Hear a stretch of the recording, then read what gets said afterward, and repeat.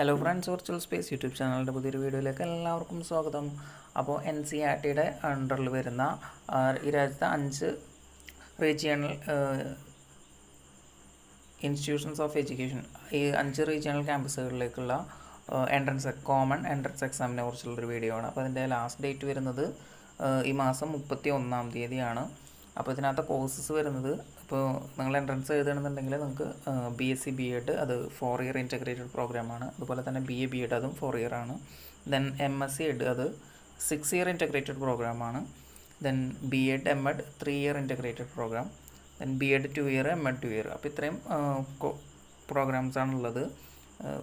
ഇപ്പോൾ ഇതിനകത്ത് ഈ ഒരു പ്രോസ്പെക്ടസിനകത്ത് ഏതൊക്കെ ഇൻസ്റ്റിറ്റ്യൂട്ടുകളിലാണ് കോഴ്സസ് അവൈലബിൾ ആയിട്ടുള്ളതെന്നുള്ളത് കൊടുത്തിട്ടുണ്ട്. അപ്പോൾ ഇത് റീജിയണൽ ഇൻസ്റ്റിറ്റ്യൂട്ടുകളായതുകൊണ്ട് ഇപ്പോൾ കേരളത്തിലുള്ള ആളുകൾക്ക് മൈസൂർ, ഇപ്പോൾ അവിടെയാണ് ഒരു ക്യാമ്പസ് ഉള്ളത്, അവിടെ പോയിട്ട് പഠിക്കാൻ സാധിക്കും.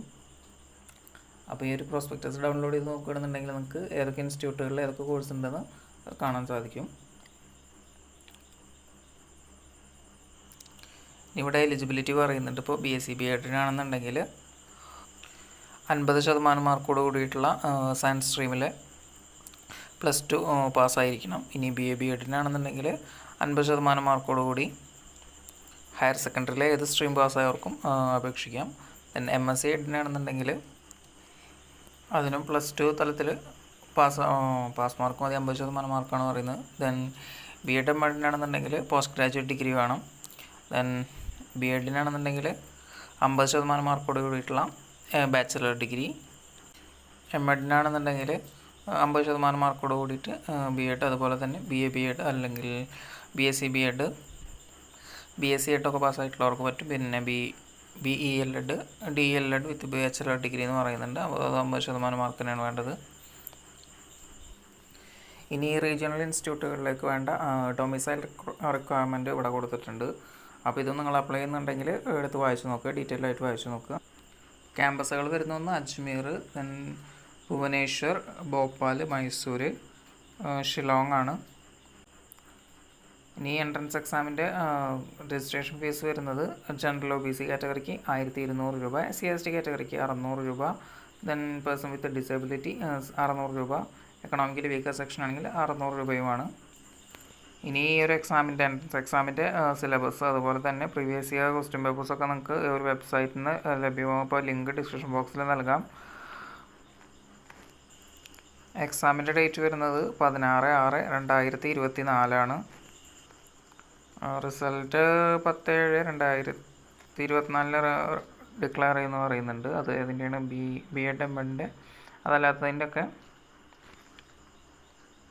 5/7/2024 ഡിക്ലെയർ ചെയ്യുമെന്ന് പറയുന്നുണ്ട്.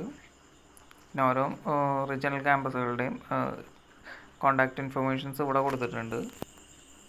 നിങ്ങൾക്ക് ഇനി ആപ്ലിക്കേഷൻ പ്രോസസ്സൊക്കെ വേണമെന്നുണ്ടെങ്കിൽ ഈ ce.ncert.gov.in എന്ന വെബ്സൈറ്റ് മുഖേന അറിയാൻ സാധിക്കും. അപ്പോൾ ഇതിനകത്ത് ഹൗ ടു അപ്ലൈ എന്ന് കൊടുത്തിട്ടുണ്ട്. അതുപോലെ തന്നെ ഈ ഒരു വെബ്സൈറ്റിൻ്റെ താഴെ പ്രീവിയസ് ഇയർ ക്വസ്റ്റ്യൻ പേപ്പേഴ്സൊക്കെ കൊടുത്തിട്ടുണ്ട്. ഇവിടെ സിലബസ് കൊടുത്തിട്ടുണ്ട്. അപ്പോൾ ഇതിനകത്ത് 2 മാർക്ക് കറക്റ്റ് ആൻസറിനും അതുപോലെ തന്നെ നെഗറ്റീവ് മാർക്കും കണ്ട് 0.5 ആണ് വരുന്നത്.